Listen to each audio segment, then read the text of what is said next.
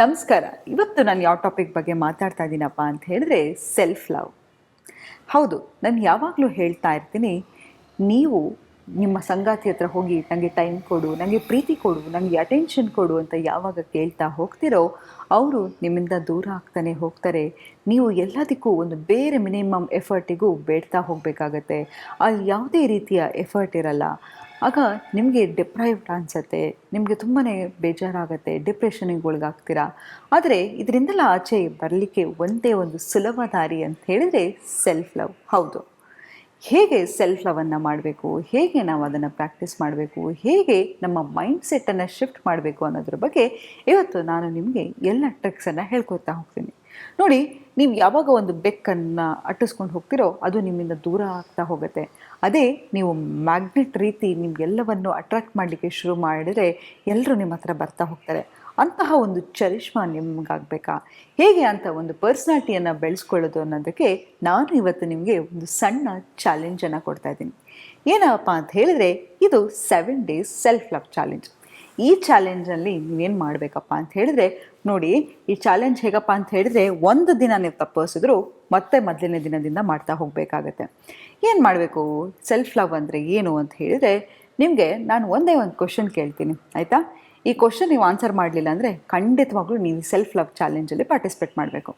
ಏನು ಆ ಕ್ವಶನ್ನು ಅಂತ ಹೇಳಿದರೆ, ಈಗ ನಂಗೆ ಯೋಚನೆ ಮಾಡಿ ಹೇಳಿ, 5 ವಿಷಯಗಳು ನಿಮ್ಮ ಬಗ್ಗೆ, ನೀವು ಪ್ರೀತಿ ಮಾಡ್ತಕ್ಕಂಥ 5 ವಿಷಯಗಳ ಬಗ್ಗೆ ಹೇಳ್ತಾ ಹೋಗಿ. ನೋಡಿ, ಎಷ್ಟೋ ಸತಿ ನಮಗೆ ನೆನಪೇ ಆಗಲ್ಲ ನನ್ನ ಬಗ್ಗೆ ನನಗೇನು ಇಷ್ಟ ಅನ್ನೋದು, ಅಲ್ವಾ? ಅದೇ ಬೇರೆಯವ್ರನ್ನ ಇಷ್ಟಪಡೋ ವ್ಯಕ್ತಿ ಬಗ್ಗೆ ಕೇಳಿ, ಅವ್ರಿಗೇನು ಇಷ್ಟ, ಅವ್ರು ಎಲ್ಲಿ ಹೋದರೆ ಇಷ್ಟ, ಅವ್ರಿಗೆ ಯಾವ ಬಣ್ಣ ಇಷ್ಟ, ಎಲ್ಲವನ್ನು ಪಟ ಪಟ ಪಟ ಅಂತ ಹೇಳ್ತೀವಿ. ಆದರೆ ನಮಗೆ ನಮ್ಮ ಜೊತೆ ಆ ಕನೆಕ್ಷನ್ ಇಲ್ಲ. ನಿಮಗೆ ಈ ಪ್ರಶ್ನೆಗೆ ಉತ್ತರ ಗೊತ್ತಾಗಲಿಲ್ಲ ಅಂತ ಹೇಳಿದರೆ, you are most welcome for self love challenge. ಏನಪ್ಪ ಮಾಡಬೇಕು ಅಂತ ಹೇಳಿದರೆ, ಡೇ 1 ಏನಪ್ಪ ಅಂತ ಹೇಳಿದರೆ, ನೋಡಿ, ಈ 7 ದಿನ ಕೂಡ ನೀವು ನಿಮ್ಮ ದೇಹವನ್ನು ದಂಡಿಸಬೇಕು. ಯಾಕಪ್ಪ ಅಂತ ಹೇಳಿದ್ರೆ, when you look good you feel good. ನಾವು ಯಾವಾಗ ಜಿಮ್ ಮಾಡೋದಾಗಿರ್ಬೋದು, ವರ್ಕೌಟ್ ಮಾಡೋದಾಗಿರಬಹುದು, ಯೋಗ ಮಾಡೋದಾಗಿರಬಹುದು, ಅಥವಾ ಏನೇ ಒಂದು ಫಿಸಿಕಲ್ ಆ್ಯಕ್ಟಿವಿಟಿ ಮಾಡ್ತಿದ್ದೀವಿ, ಒಂದು ವಾಕಿಂಗ್ ಹೋಗೋದು ಬಂದರೂ ಕೂಡ ಫಿಸಿಕಲ್ ಆ್ಯಕ್ಟಿವಿಟಿ ಮಾಡ್ತಾ ಇದ್ದೀವಿ ಅಂತ ಹೇಳಿದರೆ ನಮ್ಮ ಬಾಡಿ ಲೈಟ್ ಅಂತ ಅನಿಸ್ತಾ ಇರುತ್ತೆ, ನಮ್ಮ ಎಂಡಾರ್ಫಿನ್ಸ್ ರಿಲೀಸ್ ಆಗುತ್ತೆ. ಆಗ ನಮಗೆ ಒಂದು ಫೀಲ್ ಗುಡ್ ಹಾರ್ಮೋನ್ಸ್ ಇರುತ್ತೆ, ನಾವು ಇಡೀ ದಿನ ಚೈತನ್ಯದಿಂದ ಕೂಡಿರ್ತೀವಿ. ಹಾಗಾಗಿ ಈ 7 days ವರ್ಕೌಟ್ ಇದ್ದೇ ಇರುತ್ತೆ, ಮ್ಯಾಂಡೇಟರಿ.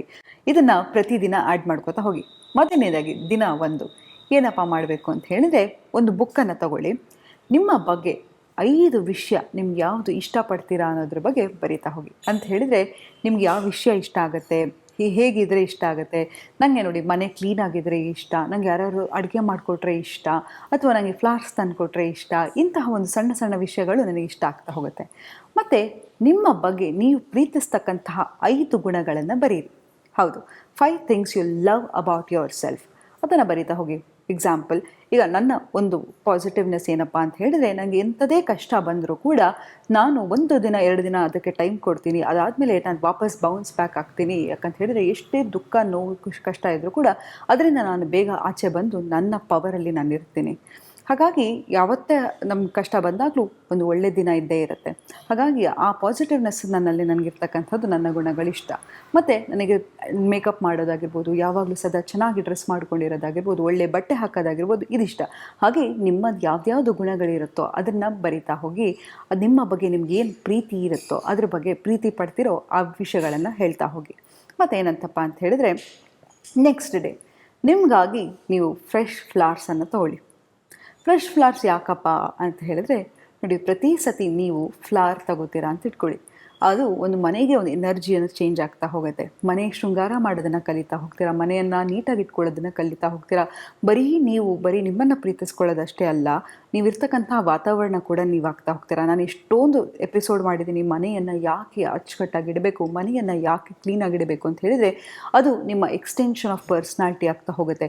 ಈಗ ಆಚೆ ಕಡೆ ದಂಡು ಬರ್ತೀರಾ, ಮನೆಗೆ ಬಂದ ತಕ್ಷಣ ಮನೆ ತುಂಬ ಗಲೀಜಾಗಿರೋದಾಗಿರಬಹುದು, ಅಥವಾ ಮನೆ ಎನರ್ಜಿ ಚೆನ್ನಾಗಿಲ್ಲದೆ ಹೋದರೆ ನಿಮಗೆ ಗೊತ್ತಿಲ್ಲದ ಹಾಗೆ ನಿಮ್ಮ ಎನರ್ಜಿ ಡ್ರೈನ್ ಆಗ್ತಾ ಹೋಗುತ್ತೆ. ಯಾವಾಗ ನೀವು ಫ್ರೆಶ್ ಫ್ಲವರ್ಸನ್ನು ತಂದಿಡ್ತಾ ಹೋಗ್ತೀರಾ, ಅಲ್ಲಿ ನ್ಯಾಚುರಲ್ ಫ್ರೇಗ್ರೆನ್ಸ್ ಇರುತ್ತೆ. ಹಾಗಾಗಿ ಮನೆಯಲ್ಲಿ ಒಂದು ವೈಬ್ರೇಷನ್ ಚೇಂಜ್ ಆಗ್ತಾ ಹೋಗುತ್ತೆ. ಯಾರೋ ನಿಮಗೆ ಫ್ಲವರ್ ಕೊಟ್ಟು ನಿಮ್ಮನ್ನು ಸ್ಪೆಷಲ್ ಫೀಲ್ ಮಾಡಿಸ್ಬೇಕು ಅಂತ ಅವಶ್ಯಕತೆ ಇಲ್ಲ. ನಿಮಗಾಗಿ ನೀವು ಹೂ ತೊಗೊಳ್ಳೋದಾಗಿರ್ಬೋದು, ಅಥವಾ ಏನಾದರೂ ಮಾಡೋದಾಗಿರ್ಬೋದು, ಅದು ಮಾಡ್ಕೊಳ್ಳಿ. ಮತ್ತೇನಪ್ಪ ಅಂತ ಹೇಳಿದರೆ, ನಿಮ್ಮ ಸ್ಕಿನ್ ನೆಕ್ಸ್ಟ್ ಡೇ 3 ಏನಪ್ಪ ಅಂತ ಹೇಳಿದರೆ, ನಿಮ್ಮ ಸ್ಕಿನ್ನಿಗೆ ಏನಾದರೂ ಒಂದು ಪ್ಯಾಕ್ ಹಾಕ್ಕೊಳ್ಳೋದಾಗಿರ್ಬೋದು, ಅಥವಾ ನಿಮ್ಮ ಮುಖದ ಕಾಂತಿಯನ್ನು ಹೆಚ್ಚಿಸ್ಕೊಳ್ಳಿಕ್ಕೆ ಯಾವುದೋ ಒಂದು ಡಯಟ್ ಪ್ಲ್ಯಾನ್ ಮಾಡೋದಾಗಿರಬಹುದು, ಅಥವಾ ಏನೂ ಬೇಡ ಸಿಂಪಲ್ಲಾಗಿ ಬೆಳಗ್ಗೆ ಎದ್ದು ಖಾಲಿ ಹೊಟ್ಟೆಯಲ್ಲಿ ಆ್ಯಪಲ್, ಬೀಟ್ರೂಟ್, ಕ್ಯಾರೆಟ್ ಜ್ಯೂಸ್ ಕುಡಿಯೋದಾಗಿರ್ಬೋದು, ABC ಅಂತ ಕರೀತಾರೆ. ಇದೆಲ್ಲವೂ ನಿಮ್ಮ ತ್ವಚೆಗೆ ಕಾಂತಿಯನ್ನು ತರ್ತಾ ಹೋಗುತ್ತೆ. ಯಾಕಂತ ಹೇಳಿದ್ರೆ ನಿಮ್ಮ ಸ್ಕಿನ್ ನಿಮ್ಮ ಹೆಲ್ತನ್ನು ತೋರಿಸ್ತಾ ಹೋಗುತ್ತೆ. ನಿಮಗೆ ಸ್ಟ್ರೆಸ್ ಆಗಿದ್ದರೆ ಮುಖ ಸುಕ್ಕು ಕಟ್ತಾ ಹೋಗುತ್ತೆ. ಇದೆಲ್ಲವೂ ನಿಮ್ಮ ತ್ವಚೆಯಲ್ಲಿ ತೋರಿಸ್ತಾ ಹೋಗುತ್ತೆ. ಹಾಗಾಗಿ ನಿಮ್ಮ ಬಗ್ಗೆ ನೀವು ಕಾಳಜಿ ತಗೊಳ್ತಾ ಹೋಗಿ. ಡೇ 3. ಡೇ 4 ಏನಪ್ಪ ಅಂತ ಹೇಳಿದರೆ, ಸೆಲ್ಫ್ ಜರ್ನಲಿಂಗ್ ಮಾಡಿ. ಏನಪ್ಪ ಇದು ಅಂತ ಹೇಳಿದರೆ, ಯಾವುದೋ ಒಂದು ವಿಷಯ ನಿಮ್ಮಲ್ಲಿ ಇರುತ್ತೆ. ಏನಪ್ಪ ಅಂತ ಹೇಳಿದರೆ, ಯಾವುದನ್ನು ಬಿಟ್ಟಬೇಕು ಅಂತ ಅನ್ಕೋತಾ ಇರ್ತಾರೆ, ಬಿಡೋಕ್ಕಾಗ್ತಾರಲ್ಲ. ಎಕ್ಸಾಂಪಲ್, ಯಾರೋ ಒಬ್ಬರು ನನಗೆ ಸಣ್ಣ ವಯಸ್ಸಲ್ಲಿ ಅವಮಾನ ಮಾಡಿರ್ತಾರೆ. ಅದೇ ನನ್ನ ಪ್ರತಿ ಸತಿ ಅದನ್ನು ನೆನೆಸ್ಕೊಂಡು ಅವರಿಗೆ ಬಾಡಿಗೆಯಲ್ಲಿ ಜಾಗ ಕೊಟ್ಟು ಪ್ರತಿ ಸತಿ ನಾನು ಅದ್ರ ಬಗ್ಗೆ ಯೋಚನೆ ಮಾಡಿದಾಗ ಎಲ್ಲೋ ಆ ಸಂಗತಿ ಈಗ ಆಗ್ತಾ ಇದೆಯೇನೋ, ಈಗ ಜಸ್ಟ್ ಆಯ್ತೇನೋ ಅನ್ನೋ ರೀತಿ ಮೈಂಡ್ ಡಿಸ್ಟರ್ಬ್ ಆಗ್ತಾ ಹೋಗುತ್ತೆ, ನಮ್ಮ ಮೂಡ್ ಆಫ್ ಆಗ್ತಾ ಹೋಗುತ್ತೆ. ಅದ್ರ ಬದಲಾಗಿ ಅದನ್ನು ಬರೀತಾ ಹೋಗಿ ಅದನ್ನು ಲೆಟ್ ಗೋ ಮಾಡೋದನ್ನು ಕಲೀರಿ. ಅವರಿಗೆ ಜಾಗವನ್ನು ಕೊಡಬೇಡಿ. ನೋಡಿ, ನಾನು ಪ್ರತಿ ಸತಿ ನಿಮಗೆ ಕ್ಷಮಿಸಿ ಅಂತ ಹೇಳಿದಾಗ ನೀವು ಮಾಡ್ತಕ್ಕಂಥ ಅವಮಾನ ಎಲ್ಲ ಸರಿ ಅಂತ ಹೇಳ್ತಾ ಇಲ್ಲ. ಯಾಕೆ ಕ್ಷಮಿಸ್ತಿದ್ದೀವಿ ಅಂತ ಹೇಳಿದ್ರೆ, ಯಾವುದೋ ಒಂದು ಮರವನ್ನು ಕಡಿತೀರ, ಆ ಮರದ ಒಂದು ಚೂರು ಚಿಕ್ಕ ಒಂದು ಪೀಸ್ ಒಳಗಡೆ ಹೋದರೂ ಕೂಡ ಅದು ನಿಮಗೆ ಸೆಪ್ಟಿಕ್ ಆಗ್ತಾ ಹೋಗುತ್ತೆ. ನಿಮ್ಮನ್ನು ನೀವು ಅದು ತಿಂತಾ ಬರುತ್ತೆ, ನಿಮ್ಗೆ ಅದು ಗೊತ್ತಾಗೋದು ಇಲ್ಲ. ಹಾಗೆ ನಮ್ಮಲ್ಲಿರ್ತಕ್ಕಂಥ ದ್ವೇಷ ಕೂಡ, ನಾವು ಕೆಂಡವನ್ನು ಬಟ್ಟೆಯಲ್ಲಿ ಸುತ್ತಕೊಂಡಾಗೆ ಯಾವಾಗ ದೊಡ್ಡದಾಗಿ ಬೆಂಕಿಯಾಗಿ ಹತ್ತುರಿಯತ್ತೋ ಗೊತ್ತಾಗಲ್ಲ. ಹಾಗಾಗಿ ಈ ದ್ವೇಷ, ಅಸೂಯೆ, ನೋವು ಇದೆಲ್ಲವೂ ಕೂಡ ನಮ್ಮನ್ನು ಸುಡ್ತಾ ಬರುತ್ತೆ. ಹಾಗಾಗಿ ಯಾರಾದರೂ ಏನಾದರೂ ತಪ್ಪು ಮಾಡಿದರೆ ಅದನ್ನು ಕೂಡಲೇ ಕ್ಷಮಿಸ್ಬಿಟ್ಟು ಅದನ್ನು ಲೆಟ್ ಗೋ ಮಾಡಿಬಿಡಿ. ಡೇ 5 ಏನು ಮಾಡಬೇಕಪ್ಪ ಅಂತ ಹೇಳಿದರೆ, ನಿಮ್ಮ ಬಗ್ಗೆ ಅಫರ್ಮೇಷನ್ಸನ್ನು ಬರ್ಕೋತಾ ಹೋಗಿ.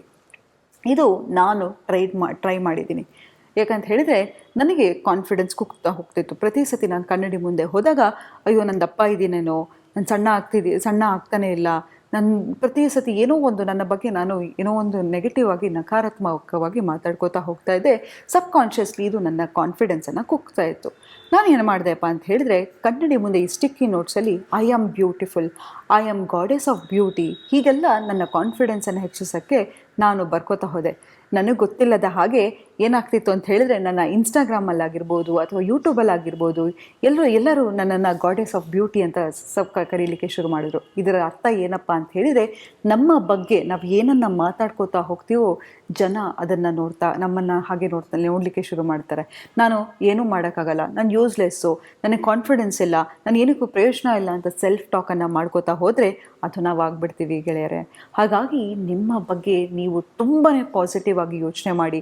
ಐ ಆಮ್ ಕಾನ್ಫಿಡೆಂಟ್, ನನ್ನ ಬಗ್ಗೆ ನನಗೆ ಧೈರ್ಯ ಇದೆ, ಸ್ಥೈರ್ಯ ಇದೆ, ಐ ಕ್ಯಾನ್ ಅಚೀವ್ ಎನಿಥಿಂಗ್, ನಾನು ಏನು ಅಂದ್ಕೊಂಡ್ರು ನಾನು ಅದನ್ನು ಮಾಡಬಲ್ಲೆ, ನಾನು ತುಂಬಾ ನೋಡೋಕ್ಕೆ ಚೆನ್ನಾಗಿದ್ದೀನಿ, I am more than enough, I am beautiful, I am rich. ಹೀಗೆ ನಿಮ್ಮ ಬಗ್ಗೆ ನೀವು ಕನ್ನಡಿ ಮುಂದೆ ಹೇಳ್ಕೊತಾ ಹೋಗಿ ಆ ಅಫರ್ಮೇಷನಿಂದ ಸಬ್ಕಾನ್ಷಿಯಸ್ಲಿ ನೀವು ಅದಾಗ್ತಾ ಹೋಗ್ತೀರಾ. ಸೊ ಹಾಗಾಗಿ ಇದನ್ನು ನೀವು ಮಾಡ್ಕೋತಾ ಹೋಗಿ. ಮತ್ತು ಡೇ 6 ಏನಪ್ಪ ಅಂತ ಹೇಳಿದರೆ, ಕಂಪ್ಲೇಂಟ್ ಮಾಡೋದನ್ನು ಅವತ್ತು ಇಡೀ ದಿನ ಯಾವುದೇ ಒಂದು ವಿಷಯಕ್ಕೆ ಕಂಪ್ಲೇಂಟ್ ಮಾಡೋಕ್ಕೆ ಹೋಗಬೇಡಿ. ಯಾವಾಗ ನಾವು ಕಂಪ್ಲೇಂಟ್ ಮಾಡ್ತಾ ಹೋಗ್ತೀವೋ it shows sense of lack, ನಮ್ಮ ಹತ್ರ ಏನೋ ಇಲ್ಲ ಅನ್ನೋದನ್ನು ತೋರಿಸ್ತಾ ಹೋಗುತ್ತೆ. ಹಾಗಾಗಿ ಅವತ್ತು ಹೆಚ್ಚಾಗಿ ಕಂಪ್ಲೇಂಟ್ ಮಾಡೋದಾಗಿರ್ಬೋದು, ಅಥವಾ ನಮ್ಮ ಬಗ್ಗೆ ನಾವು ಕೆಟ್ಟದಾಗಿ ಮಾತಾಡ್ಕೊಳ್ಳೋದಾಗಿರ್ಬೋದು, ನಮ್ಮಲ್ಲಿ ಏನು ಇಲ್ಲವೋ ಅದನ್ನು ಹೆಚ್ಚಾಗಿ ಹೇಳೋದಾಗಿರ್ಬೋದು, ಅದನ್ನು ಮಾಡ್ತಾ ಹೋಗಬೇಡಿ. ಡೇ 7 ಏನು ಮಾಡಬೇಕಪ್ಪ ಅಂತ ಹೇಳಿದರೆ, ನಿಮಗೆ ಏನು ಇಷ್ಟನೋ ಆ ಇಡೀ ದಿನ ಅದಕ್ಕಾಗಿ ಟೈಮ್ ಕೊಡಿ. ಒಂದು ದಿನ ವಾರದಲ್ಲಿ ನಿಮಗೆ ಅಂತ ಕೊಡಿ. ನಿಮ್ಗೆ ಇಷ್ಟ ಬರುವತಕ್ಕಂಥ ಅಡುಗೆ ಮಾಡೋದಾಗಿರ್ಬೋದು, ಇರತಕ್ಕಂಥ ಹಾಡನ್ನು ಕೇಳೋದಾಗಿರ್ಬೋದು, ಇಷ್ಟ ಆಗೋ ವ್ಯಕ್ತಿ ಜೊತೆ ಇರೋದಾಗಿರಬಹುದು, ಮೊಬೈಲಿಂದ ದೂರ ಇರೋದಾಗಿರ್ಬೋದು. ಅವತ್ತು ಡಿಜಿಟಲ್ ಡಿಟಾಕ್ಸ್ ಕೂಡ ಮಾಡಿ.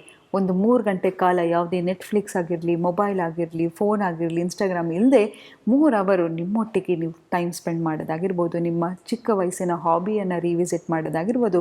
ಆ ಇಡೀ ದಿನ ನಿಮಗೆ ಕೊಡ್ಕೋತಾ ಹೋಗಿ. ನೆನಪಿರಲಿ, ಒಂದು ದಿನ ನೀವು ಮಿಸ್ ಮಾಡಿದ್ರು ಕೂಡ ಮೊದಲನೇ ದಿನದಿಂದ ಶುರು ಮಾಡಬೇಕು. ನೋಡಿ, ಮೋಸ್ಟ್ ಪವರ್ಫುಲ್ ಏನಪ್ಪ ಅಂತ ಹೇಳಿದರೆ ಸೆಲ್ಫ್ ಲವ್. ನಿಮ್ಮನ್ನು ನೀವು ಯಾವಾಗ ತುಂಬಾ ಪ್ರೀತಿಸ್ಕೊತಿರೋ ಆ ಪ್ರೀತಿಯನ್ನು ಹುಡ್ಕೊಂಡು ನೀವು ಎಲ್ಲೂ ಹೋಗಲ್ಲ. ನಿಮ್ಮ ಆತ್ಮವಿಶ್ವಾಸ ಚೆನ್ನಾಗಾಗ್ತಾ ಹೋಗುತ್ತೆ. ನಿಮ್ಮ ಜೀವನದಲ್ಲಿ ನೀವೇನು ಬೇಕಾದರೂ ಮ್ಯಾಗ್ನೆಟ್ ರೀತಿ ಸೆಳಿಬೋದು ಅಂತ ಹೇಳ್ತಾ ಇವತ್ತಿನ ಸಂಚಿಕೆಯನ್ನು ನಾನು ಮುಕ್ತಾಯಗೊಳಿಸ್ತಿದ್ದೀನಿ. ಧನ್ಯವಾದಗಳು.